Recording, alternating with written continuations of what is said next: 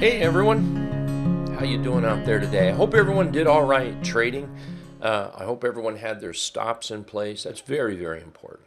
Have protective stops, and remember, it's always good to take profits into strength. I think that's what's been one of the successes of us here at Hit and Run Candlesticks. I also want to remind everybody that the charts that I trade out here, these are charts that I'm putting on my watch list for me to trade, and it's very important that everyone, you do your due diligence. You check these charts out. If you any trading whatsoever, do the work on the charts. Make sure you have those protective stops, and never trade with more money than you can afford to lose. Not ever. That's something I always go with. I never put a ton of money in one position. And when the market is crazy and I'm undecided on what the market is doing, today would be one of those days, by the way, then I tend to go toward a little more cash. And that's exactly what I did today. Went to a little bit more cash. I closed out some positions. Rather than buy a bunch, like buy a bunch of shorts, for example, I find it safer just to sit back and let things sort of work their way out. Let nature take its course here.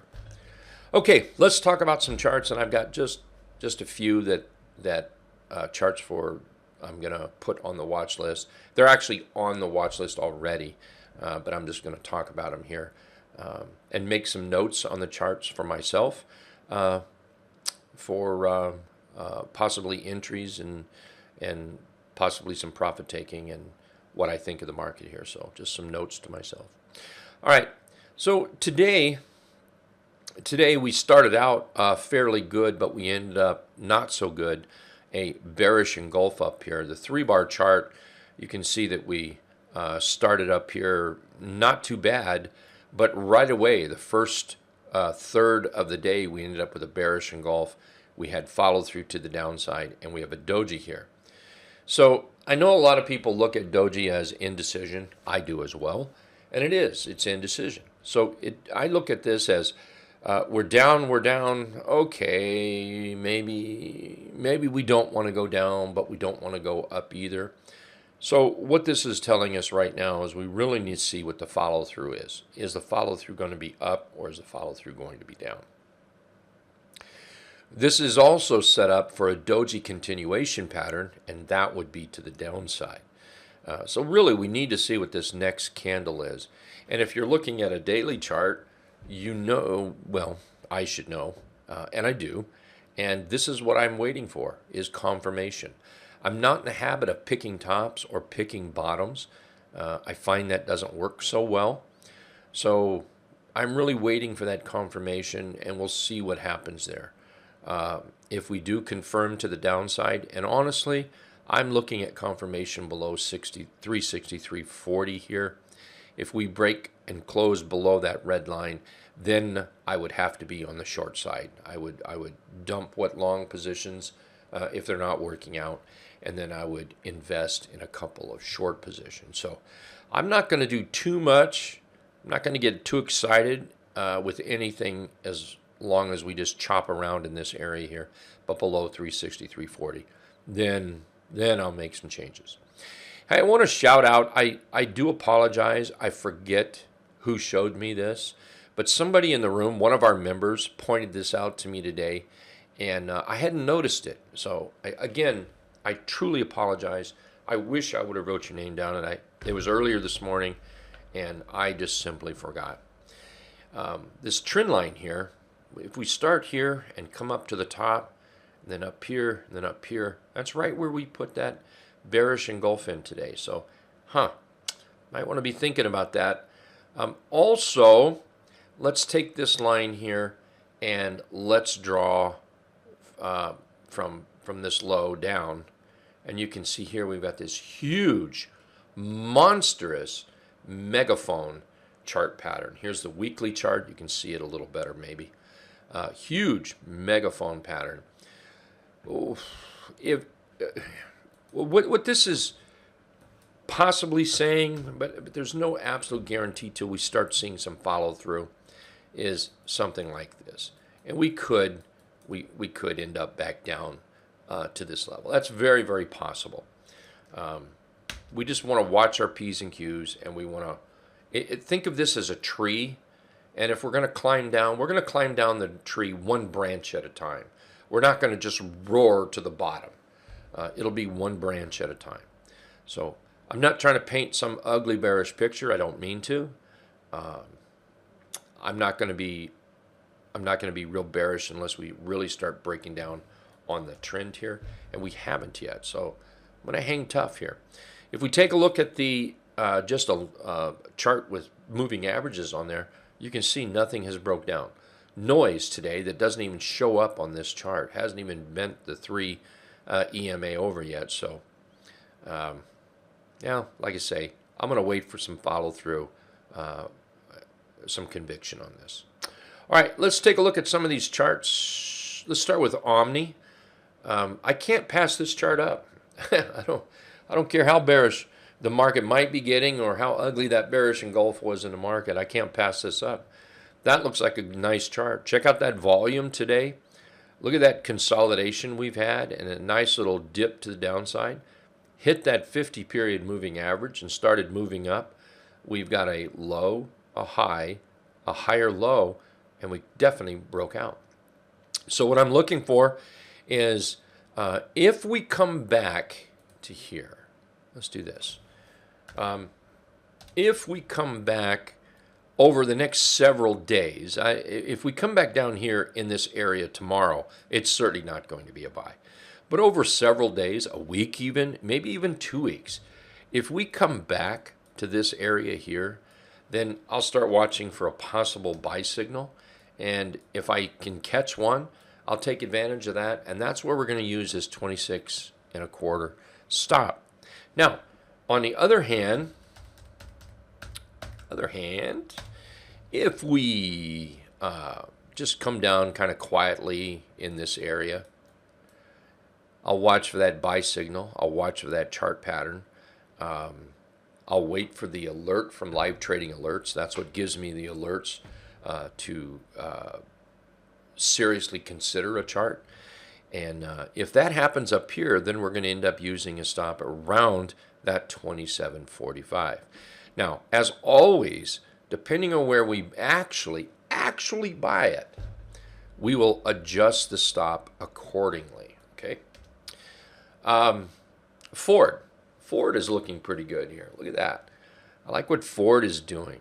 Let's draw this line here, and we're just going to draw that bottom right in there like that. And let's come up, and I don't know why there's not the buy box on there, but I'll certainly put that up there. If we see a breakout, Ford just might be a trade that we want to take a look at. Just keep, you know what? I know now why there was no buy box on there. I forgot to unflag it. If you look at the weekly or monthly, let's look at the monthly chart. Look how we're right up against the 50 period moving average. See how that resistance is starting to come in there? So that's what I'm a little concerned with. So I'm not going to put this on the watch list, but I've done this much of it. I'll go ahead and finish it out, but I'm not going to. Well, you know what? Let's go ahead and do it. Okay, let's do it. So what I'm going to look for is a possible move up here to 10.45 on a breakout.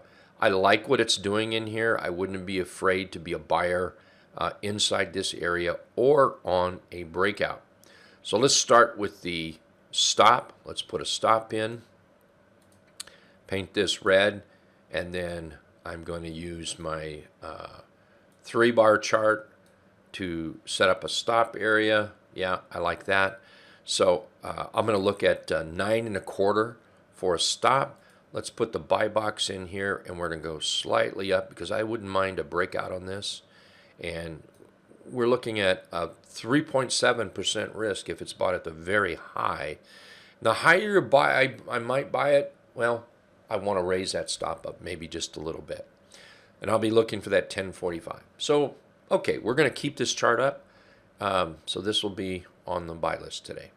CAT. Let's take a look at CAT.